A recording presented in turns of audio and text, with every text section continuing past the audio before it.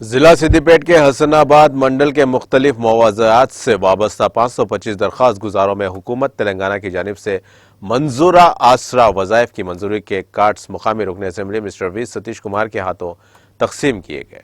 صدر منڈل پریشد لکھاوٹ مانسا سبھاش نائک کی زیر صدارت منعقدہ تقریب میں نائب صدر ضلع پریشد R Raja Reddy, R D Ojiya Chandra Reddy, صدر مارکیٹ کمیٹی کے اشوک بابو، صدر ٹاؤن کمیٹی محمد عبد الوہاب انور کے علاوہ منڈل حکام، منڈل پریشد کے ارکان، سرپنچوں نے شرکت کی۔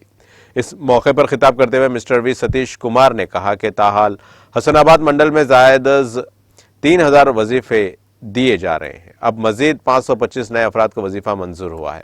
وظیفہ درخواستوں کی یکسوئی اور منظوری مکمل شفافیت کے ساتھ کسی جبر و دباؤ کے بنا سیاسی سفارشات کے درخواست گزار کی اہلیت کی بنیاد پر منظور کیے گئے۔